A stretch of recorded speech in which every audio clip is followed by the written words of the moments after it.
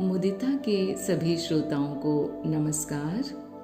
आज हम आणवोपाय के चौथे सूत्र के बारे में बात करेंगे और सूत्र है शरीरे संहार कलानाम, अर्थात शरीर का नाश परिवर्तन मात्र है।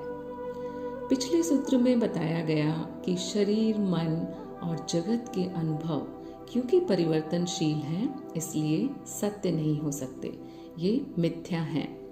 परंतु ये सत्य भासित होते हैं क्योंकि माया में कुछ नियम हैं। तो यह सूत्र इसी क्रम को आगे बढ़ाते हुए माया में नश्वरता के नियम की बात करता है। सूत्र कहता है कि शरीर के नाश से मेरा भी नाश हो जाता है, ऐसा मानना भ्रम है। यह एक मान्यता ही है। एक सामान्य व्यक्ति को जो सबसे बड़ा भय होता है वह मृत्यु का भय होता है। उसे लगता है कि शरीर के नष्ट होने के साथ मैं भी नष्ट हो जाऊंगा। परंतु यह सूत्र कह रहा है कि शरीर के नाश के साथ व्यक्ति नष्ट होता है, परंतु जो सत्य स्वरूप है यानी मैं, निराकार तत्व, वह नष्ट नहीं होता। शरीर का नाश परिवर्तन मात्र है। तो देखते हैं कि शरीर का नाश परिवर्तन कैसे है। तो आप ध्यान से देखेंगे तो पाएंगे कि कुछ भी नष्ट नहीं होता। शरीर अन्न से बनता है और अन्न मिट्टी से, अर्थात शरीर जो है वो मिट्टी, पंच महाभूत ही है।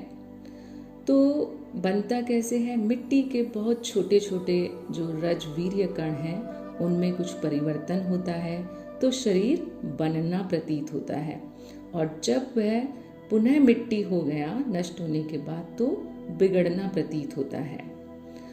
अब देखें कि मानसिक शरीर, ये तो हुई स्थूल शरीर की बात। तो मानसिक शरीर यानी स्मृति, तो जिस स्मृति यानी मन से ये स्थूल शरीर संचालित हो रहा था वह भी नष्ट नहीं होता, वह भी बीज रूप में परिवर्तित हो जाता है, जिसे कारण शरीर कहते हैं।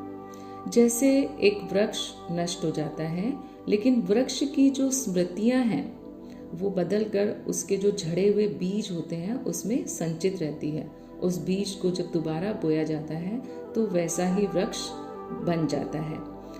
तो ये स्थूल शरीर जो है वो भी एक स्मृति ही है, नाद ही है। तो जो भी परिवर्तन होता है वो स्मृति में होता है। जैसे कि मिट्टी का पात्र टूटने से पात्र की उसी मिट्टी से, जिस मिट्टी से पहला वाला पात्र बना हुआ था, अब वह टूट गया तो उसी मिट्टी से कोई दूसरा पात्र निर्मित हो जाता है और नाम रूप अलग हो जाता है।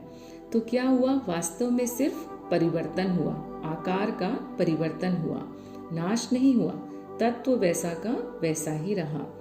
तो यह सूत्र यही बता रहा है कि शरीर का नाश परिवर्तन है, मेरा नाश नहीं है, यानी मेरे सत्य स्वरूप का नाश नहीं है। तो आज के लिए इतना ही। कल हम अगले सूत्र की चर्चा करेंगे। तब तक के लिए आप सभी को नमस्कार, धन्यवाद।